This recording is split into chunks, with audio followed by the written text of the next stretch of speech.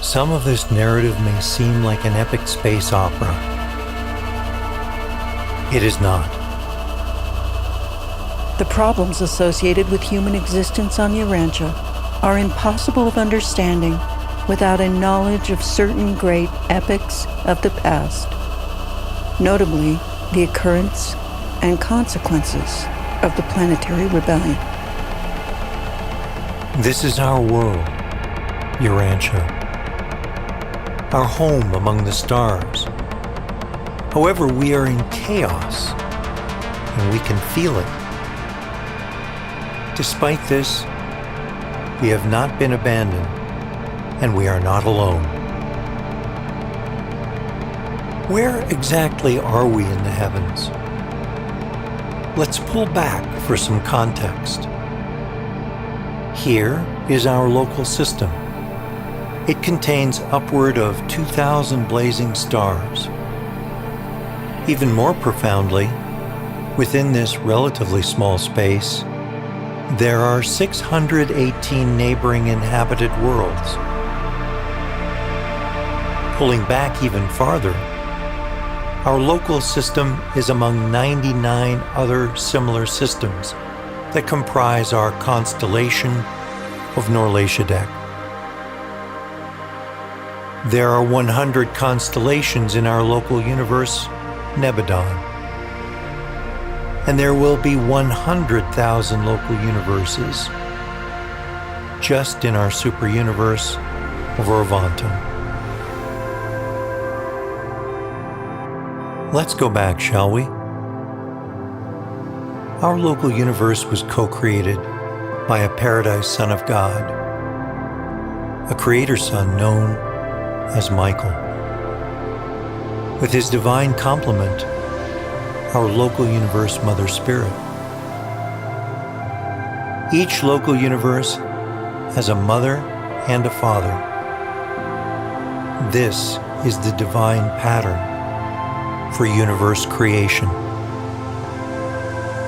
Each local universe is a creative canvas upon which 10 million mortal worlds will eventually evolve.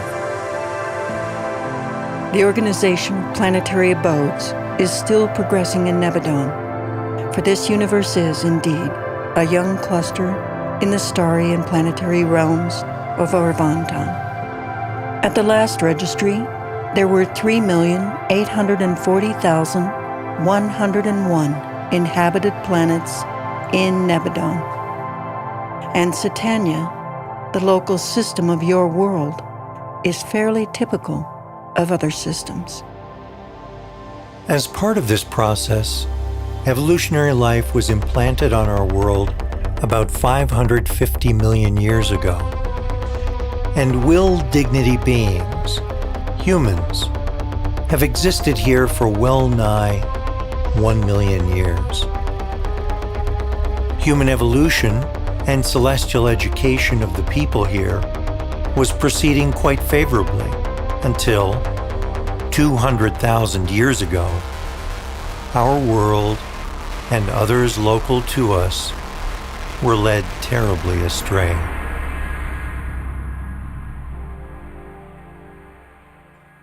At that time, our system had 607 inhabited worlds, of which Urantia was number 606, very young compared to most of our neighboring worlds.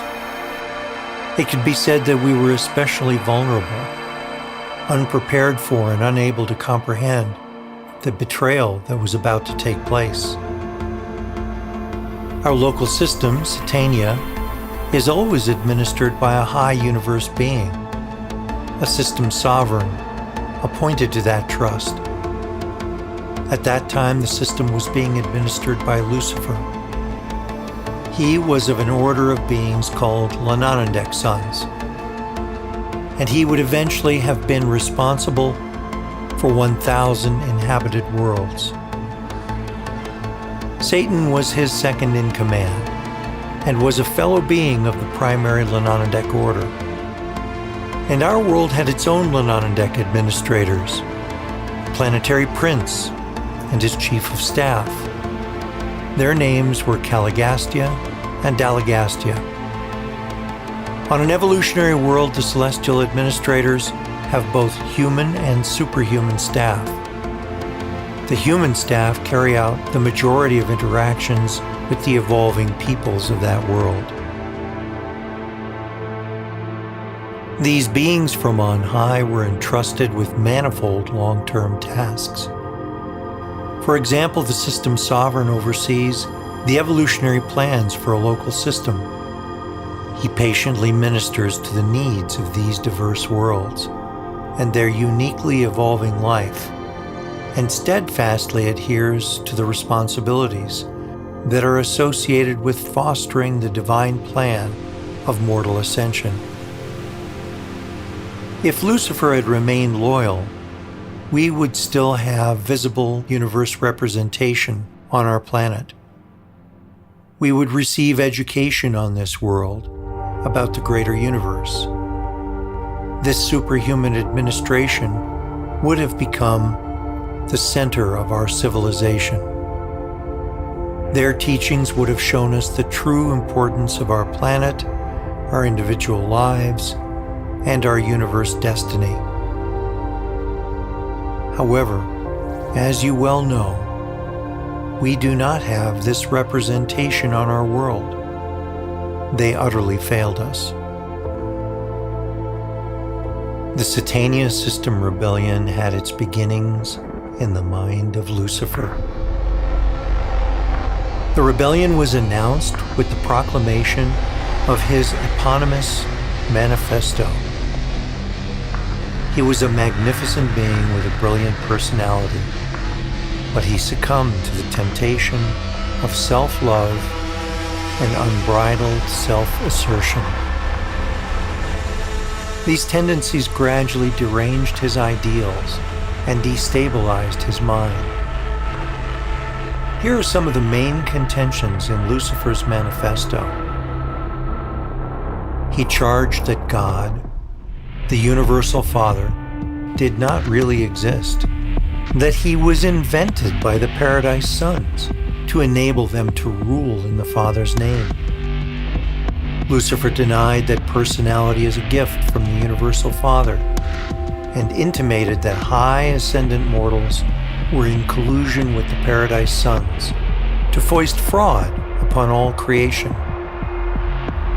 He contended that the local systems of inhabited worlds should be autonomous.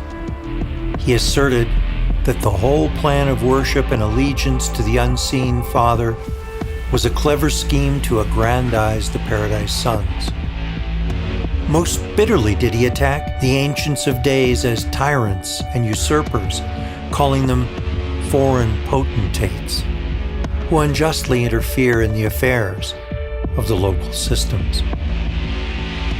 He exhorted his followers to believe that none of these rulers could do anything to prevent complete home rule if men and angels only had the courage to assert themselves and boldly claim their rights. He contended that all beings would live eternally if only they would declare their independence and prevent the executioners of the Ancients of Days from functioning in the local system. He attacked the entire plan of mortal ascension, alleging that it was unethical and unsound, and led only to a destiny of pure fiction. Lucifer's charges were sweeping, terrible, and blasphemous. And it was with such a declaration of liberty that Lucifer launched his orgy of darkness and death. Lucifer betrayed his sacred obligations. He surrendered to the sophistry of spurious personal liberty. He rejected universal allegiance and fraternal trust. He destroyed his faith in God through self-deification. And most terribly of all, by the time his plans had developed to the point of disillusionment, no doubt he had gone too far for his original and mischief-making pride to permit him to stop. He used sophistries and the brilliance of his personality to persuade others to join the rebellion and follow in his path of self-delusion. Satan, his brilliant lieutenant, took considerable effort to convince. Caligastia, on the other hand, well, we will get to him shortly. The long-term repercussions of rebellion. These diabolical and chronic problems are evident on our world to this day. Most of the liberties which Lucifer sought, he already had. Others he was to receive in the future. All these precious endowments were lost by giving way to impatience and yielding to a desire to possess what one craves now, and to possess it in defiance of all obligation to respect the rights and liberties of all other beings composing the universe of universes. Unbridled self-will and unregulated self-expression equal unmitigated selfishness, the acme of ungodliness. Liberty without the associated and ever-increasing conquest of self is a figment of egoistic mortal imagination. Self-motivated liberty is a conceptual illusion, a cruel deception. License masquerading in the garments of liberty is the forerunner of abject bondage. True liberty is the fruit of self-control. False liberty, the assumption of self-assertion. When we are tempted to magnify our self-importance, if we stop to contemplate the infinity of the greatness and grandeur of our makers, our own self-glorification becomes sublimely ridiculous, even verging on the humorous. Too often, all too often, you mar your minds by insincerity and sear them with unrighteousness. You subject them to animal fear and distort them by useless anxiety. Therefore, though the source of mind is divine, mind as you know it on your world of ascension can hardly become the object of great admiration, much less of adoration or worship. The contemplation of the immature and inactive human intellect should lead only to reactions of humility. This delusional contagion affected more than our world. Our world was not the only one to be affected by these unfolding events. This system rebellion affected many other worlds within Satania. Of the 607 inhabited worlds in our system, 36 others were also thrown into turmoil and chaos. As a result, the entirety of Satania was quarantined within our constellation of Norlatiadec. Furthermore, the 37 fallen worlds were quarantined within the local system. These safeguards were put in place to prevent the contagion of rebellion from spreading beyond our system and into the larger universe. It is important to remember that most of the worlds in Satania did not fall into this rebellion. Of the 607 worlds, most had likely progressed much further than ours. Their status made the sophistry of self-assertion as an evolutionary shortcut, along with the denial of the Universal Father, unappealing, irrelevant, and unwanted. We do not know how the other 36 worlds have worked to overcome this rebellion, but the affairs of two other spheres have been revealed to us. One of the worlds is referred to as a neighboring planet, which seems to have been affected much like we were.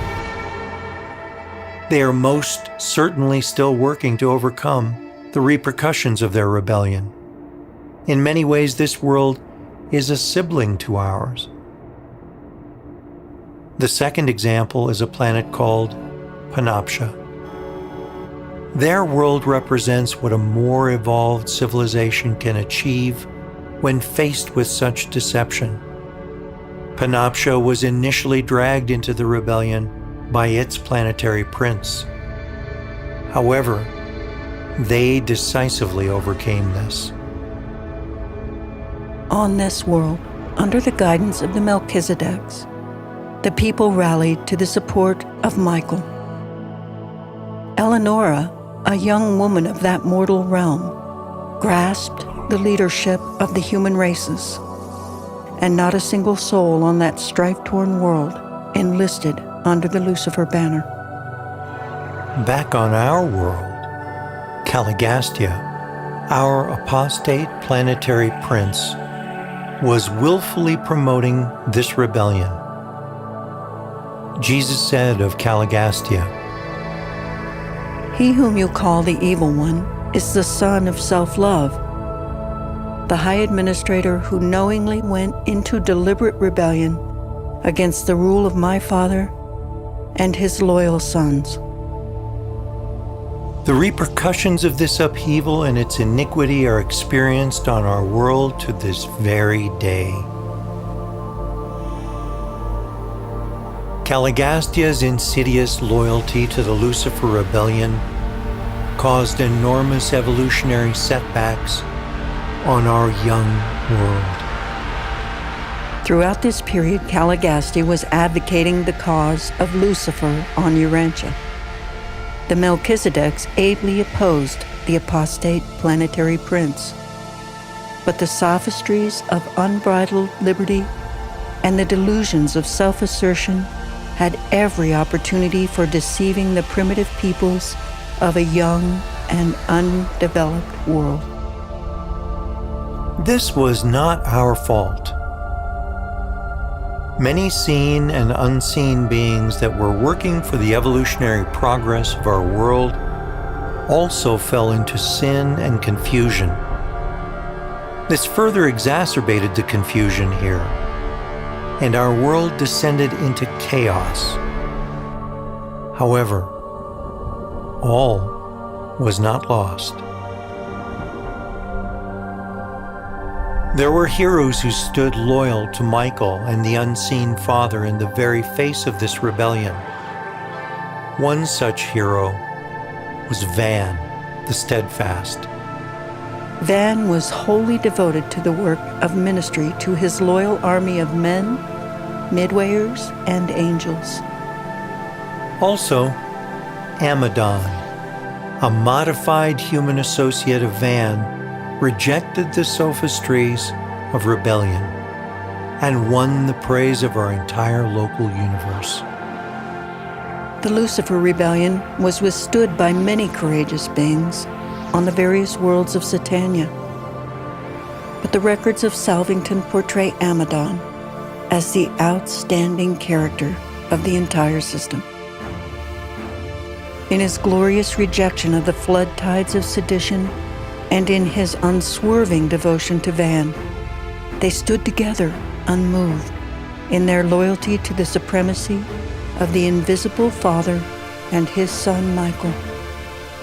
A Melchizedek from our local universe had this to say about Nebadon. At the time of these momentous transactions, I was stationed on Urantia, and I am still conscious of the exhilaration I experienced as I perused the Salvington broadcasts, which told from day to day of the unbelievable steadfastness, the transcendent devotion, and the exquisite loyalty of this one-time semi-savage. From Urantia up to Salvington, and even on to Uversa, for 7 long years, the first inquiry of all subordinate celestial life regarding the Satania rebellion ever and always was, what of Nebadon of Urantia? Does he still stand unmoved? Nebadon is a genuine human hero, a universe hero. He was one of many loyal beings who worked tirelessly to counter the disastrous effects of our rebellion. Van and Amadon, sustained by the Tree of Life and guided by the supervision of the Melchizedek Receivers, took on the long and arduous task of planetary rehabilitation. Over this vast period of time, more than 150,000 years, they established many advanced outposts of civilization, while the physical evolution of the human races gradually approached readiness for Adam and Eve, the biologic uplifters. About 40,000 years ago, work began on the building of the Garden of Eden. Van's dedicated followers, voluntary laborers and helpers, contributed to this huge effort of preparing the garden home and headquarters for Adam and Eve and their anticipated progeny. The second epical revelation to this world was about to begin. All evolutionary worlds receive biologic upliftment once human evolution has reached the apex of unaided development. About 38,000 years ago, our biologic uplift was initiated with the arrival of a material son and daughter, commonly known as Adam and Eve. While even normal worlds are challenging, the perils on our world were enormous, owing to the lack of social and cultural development and the active opposition of our apostate planetary prince. Our Adam and Eve had been thoroughly trained for these exigencies and repeatedly warned of the dangers they would face on this world, thrown into the turmoil of rebellion. No atom of planetary service was ever set down on a more difficult world. The obstacles seemed insuperable, and the problems beyond creature solution.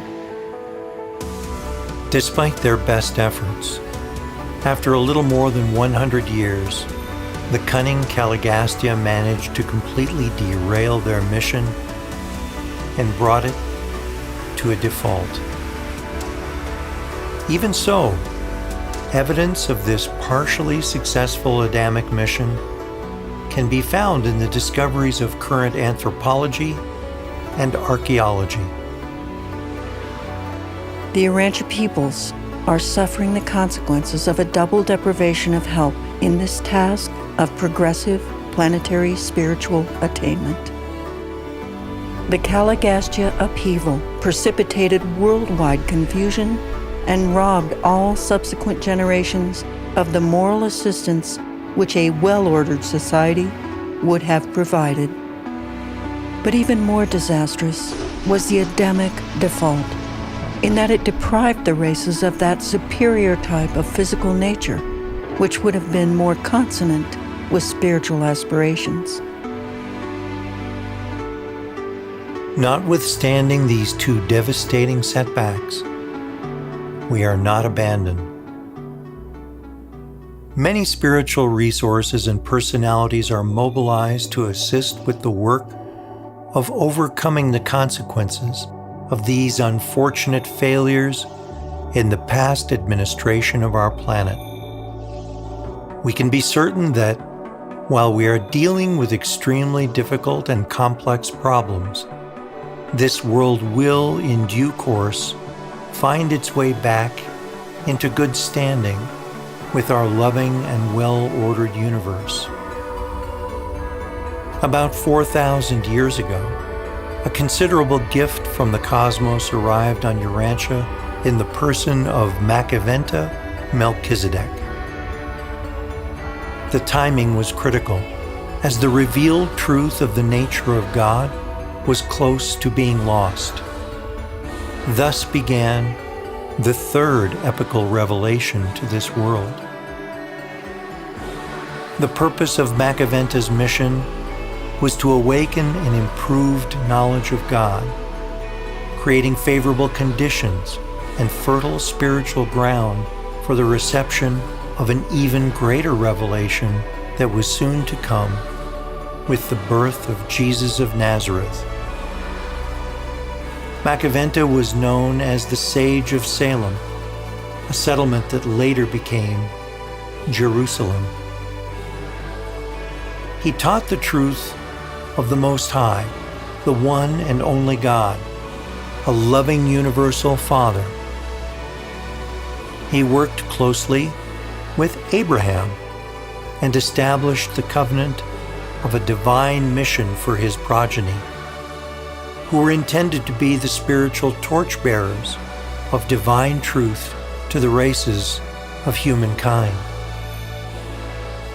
The missionaries that Macaventa sent forth from Salem reached many distant civilizations and inspired many of today's religions.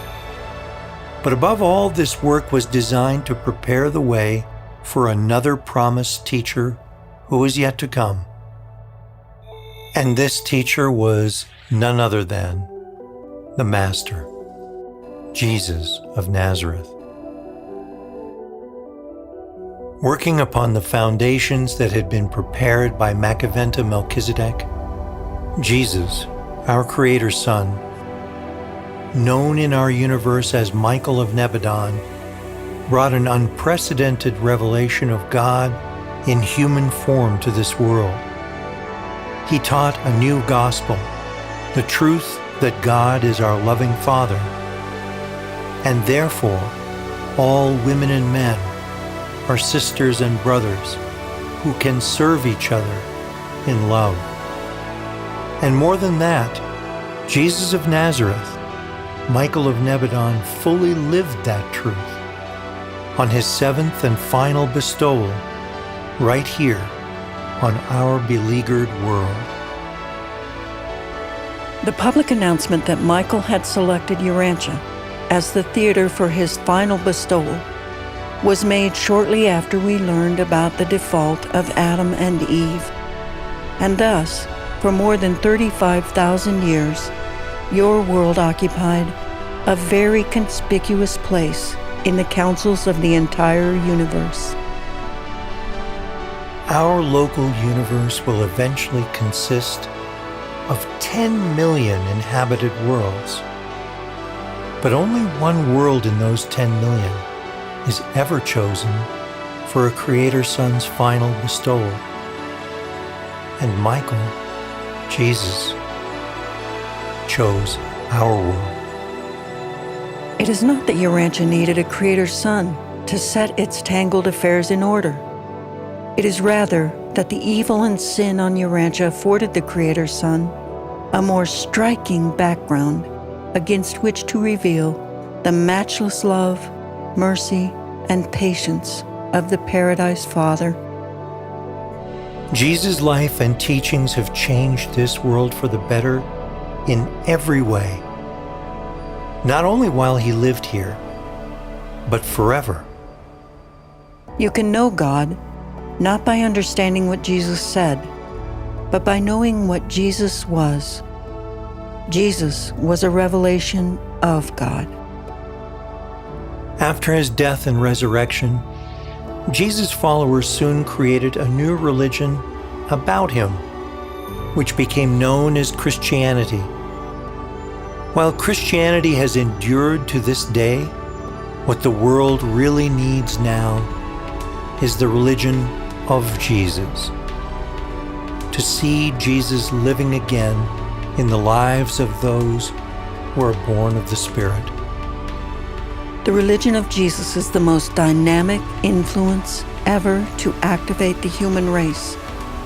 Jesus shattered tradition, destroyed dogma, and called mankind to the achievement of its highest ideals in time and eternity, to be perfect, even as the Father in heaven is perfect.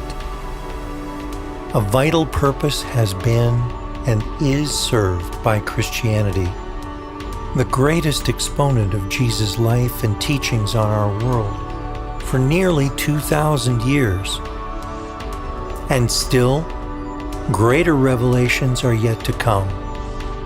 the gospel of Jesus will someday rule in the very hearts of the women and men of this world. There is in the teachings of Jesus an eternal nature, which will not permit them forever to remain unfruitful in the hearts of thinking men. The kingdom as Jesus conceived it has to a large extent failed on earth. For the time being, an outward church has taken its place. But you should comprehend that this church is only the larval stage of the thwarted spiritual kingdom, which will carry it through this material age and over into a more spiritual dispensation, where the Master's teachings may enjoy a fuller opportunity for development. Jesus' life was a new revelation of human-divine partnership that captured the attention of our entire universe. As Jesus had promised his apostles, the completion of his bestowal on the day of Pentecost would be followed by the outpouring of the Spirit of Truth, his Spirit presence to this world. From that day forward, the indwelling gift of the presence of God has also been bestowed upon all human minds.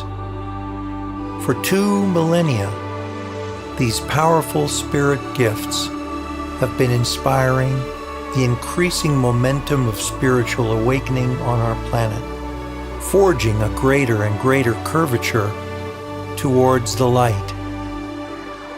While this may not always be apparent from our limited human perspective, this progress is always moving forward, regardless of contrary forces and apparent setbacks.